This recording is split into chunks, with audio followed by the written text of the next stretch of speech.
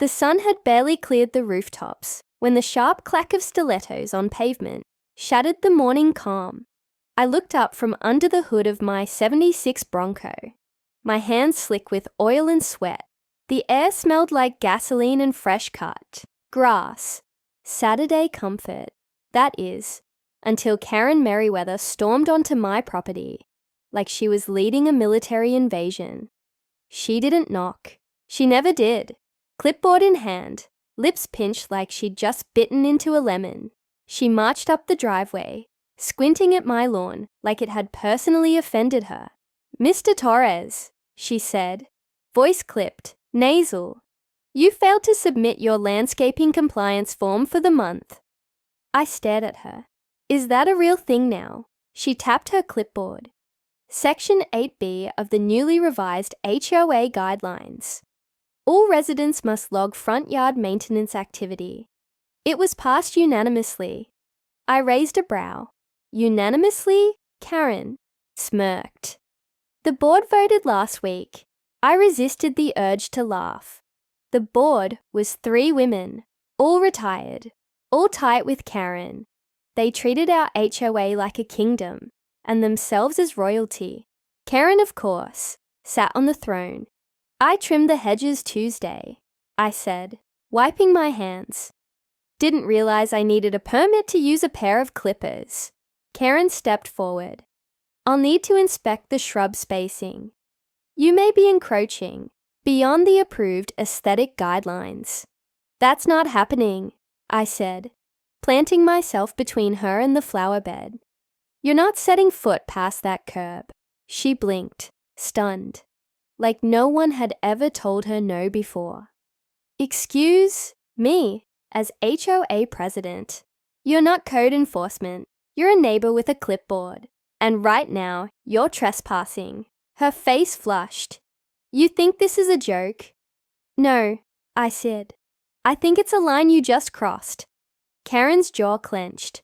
Her hand dove into her handbag, fishing out her phone with theatrical flair. "Then I'll let the police settle this." I folded my arms. "You're calling 911 because I won't let you inspect my bushes." She held the phone to her ear. "There's a hostile man on Maplewood Drive, threatening a community official and refusing to comply with safety regulations," she said, loud enough for the whole street to hear. I sighed, because here's the part Karen didn't know, what made the moment almost funny. If it weren't so absurd, my wife Rachel was working dispatch that morning. Detective Rachel Torres, 15 years on the force, level-headed, patient, and just the kind of woman you'd want at the other end of a panicked call. Karen was about to dial up a storm she couldn't control as she paced on the sidewalk, still on the line with 911. I leaned back against the hood of my Bronco and crossed my ankles. "Help is on the way," she snapped at me. "Enjoy explaining this to them." "You sure you want to go through with this?" I asked, calm. Her expression hardened. "This is a community. Order must be maintained." From across the street, old Mr. Becker peeked through his blinds. 2 houses down, a teenage boy paused his lawn, mowing to watch. The neighborhood was waking up, and already the circus had started. I didn't say another word.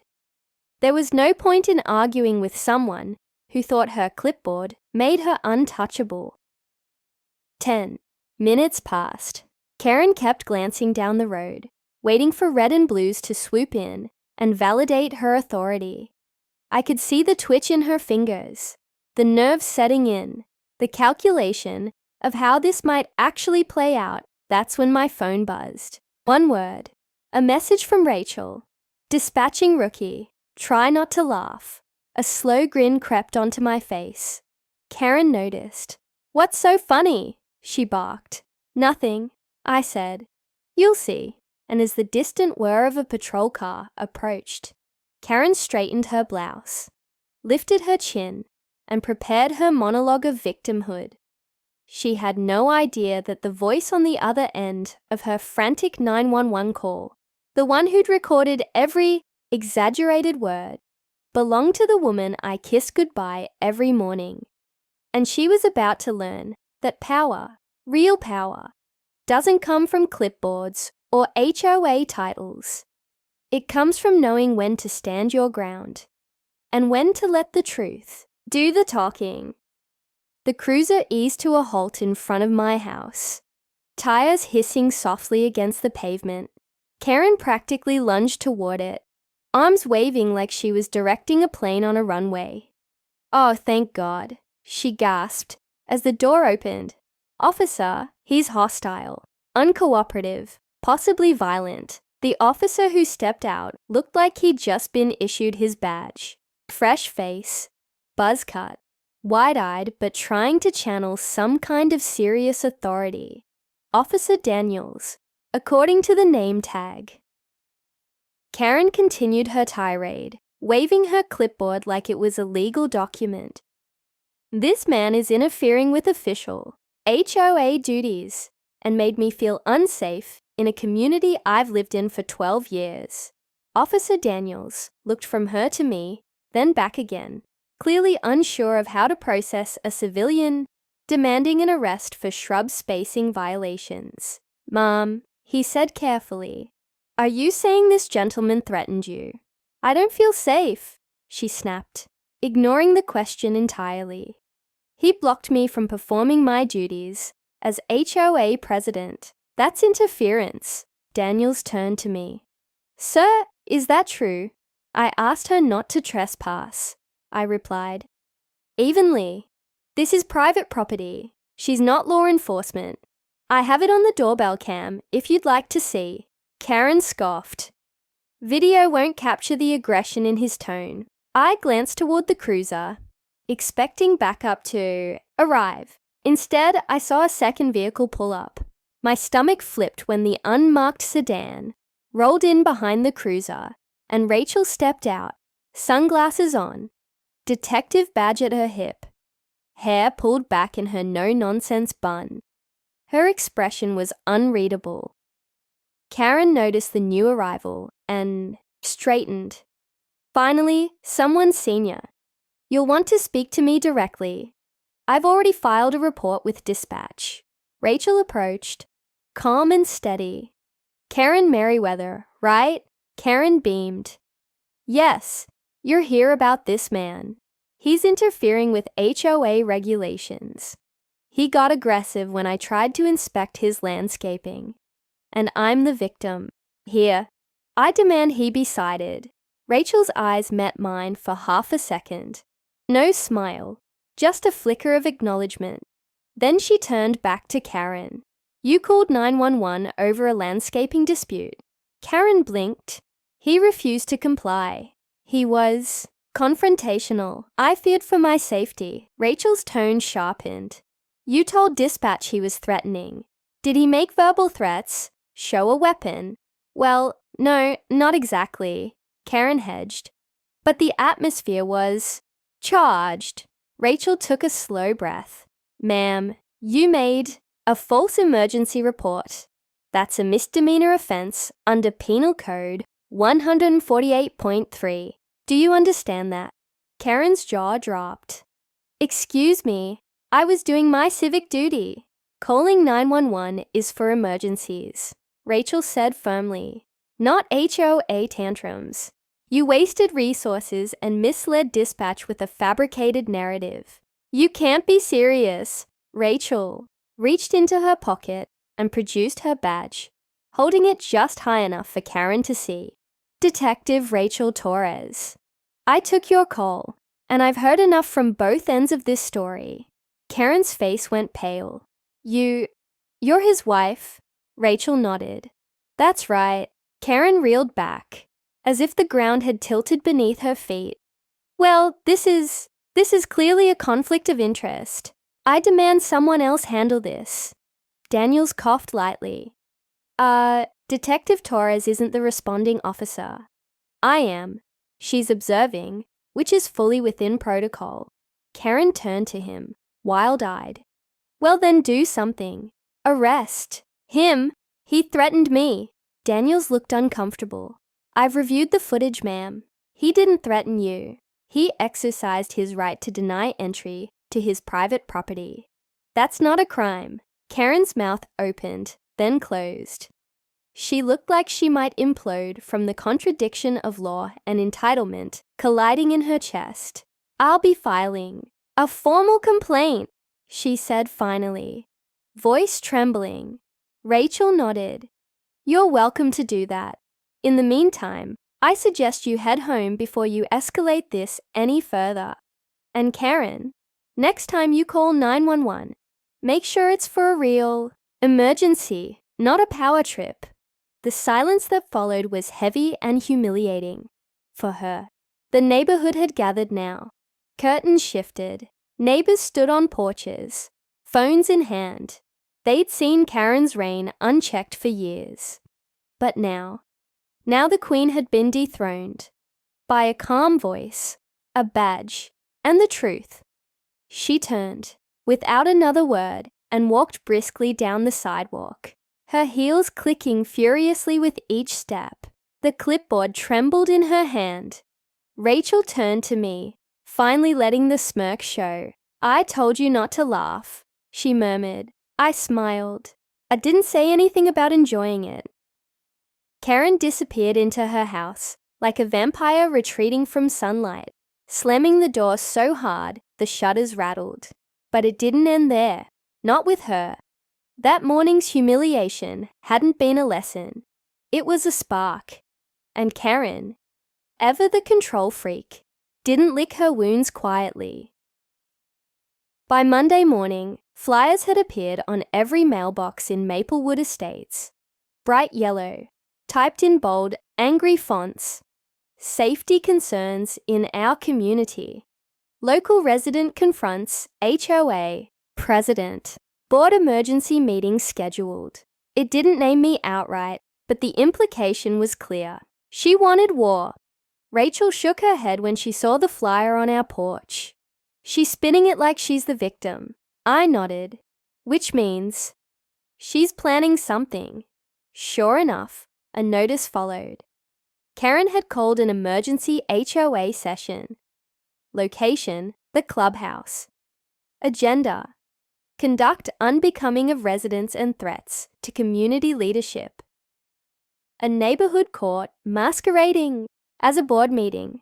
I'm coming with you, Rachel said. I figured. That Thursday the clubhouse was packed.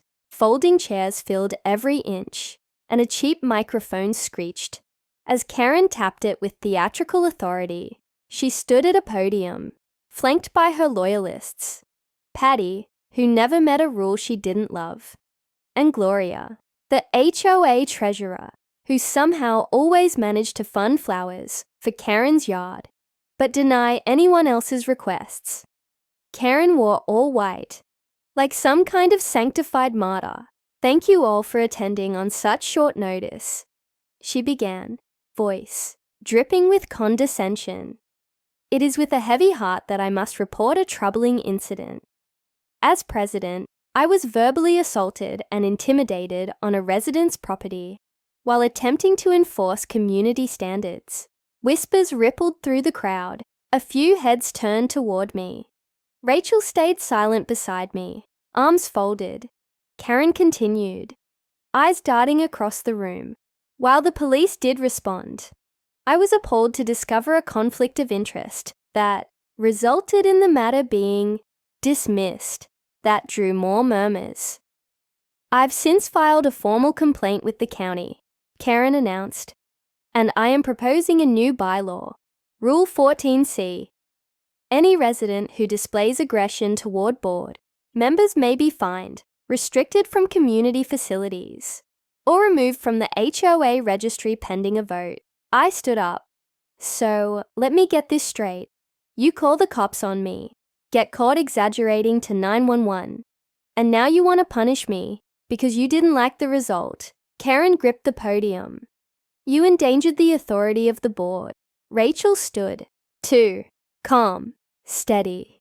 Karen, I was on that 911 call. I heard your lies firsthand. You weaponized an emergency service over a petty turf battle. Karen's smile faltered. Detective Torres, You shouldn't even be here. I'm also a resident, Rachel interrupted. And unlike you, I actually protect this community. The room fell into stunned silence. Then a voice from the back piped up. Yeah, Karen, we've all had enough of your power trips. Heads turned. It was Mr. Becker, usually silent, always polite. But now his voice carried weight. Real weight. She fined my grandson for leaving his bike on our porch, he added. Said it was an eyesore. Another neighbor stood. She towed my truck while I was inside my own house.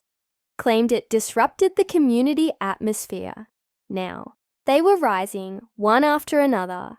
People I'd seen nod politely for years, now raising their voices. The room shifted. Karen felt it too. Her control, her precious illusion of power, was fracturing. This isn't about safety, Rachel said, her voice cutting through the noise. This is about control, and we're done letting you dictate every inch of our lives. Karen tried to regain footing. I am the elected president of this HOA. You were, I said, until you used that title to harass, lie, and nearly get someone arrested over bushes. That's not leadership. That's tyranny. The room buzzed. Someone shouted, "Vote her out!" Another echoed, "New leadership!" Karen stepped back from the podium, eyes wide, retreating behind her clipboard, like it could shield her from the rising tide of discontent. The board tried to bang their little gavel, but it was too late. The residents were no longer listening. They had seen the curtain pulled back, and for the first time in years, they were ready to take their neighborhood back. The following week was unlike anything Maplewood Estates had seen before. Lawn signs began popping up, homemade, bold, defiant. Take back the board! No more Karen's rules! Residents who had once tiptoed around HOA bylaws now organized, meetings on porches and in driveways. It wasn't just about me anymore. Karen had ruled with petty tyranny for too long, and the neighborhood was finally wide awake. A recall vote was scheduled, official, unavoidable. The ballots would go out in 48 hours, and every homeowner would have a say, keep Karen, or remove her and dissolve the current board. She tried everything to stall it. Legal threats, obscure technicalities, even posting fake violation notices to distract from the campaign. But the tide had turned. Karen's kingdom was collapsing. On the morning of the vote, I stepped onto my porch and saw a line of neighbors forming at the community center, coffee cups in hand, kids tugging at parents, elderly couples holding hands. And at the front of that line, standing tall like a sentry, was Rachel. She'd taken leave for the day, not as a detective, but as a resident. She wasn't about to let Karen rewrite the rules again. I almost feel bad for her, Rachel said as I joined her. Almost, I replied. But then I remember the time she fined the bakers for putting up Halloween decorations before October. Rachel chuckled. Or when she sent a citation to the Smiths because their cat walked across her lawn. The voting began promptly at 9 cons a.m. Karen didn't show. Word was, she'd locked herself in her house and turned off her phone, but the board members did appear.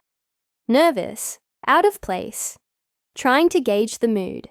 No one spoke to them. By noon, it was over. Ballots were counted under full transparency.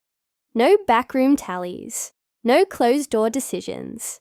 Rachel had insisted on it. So had half the neighborhood.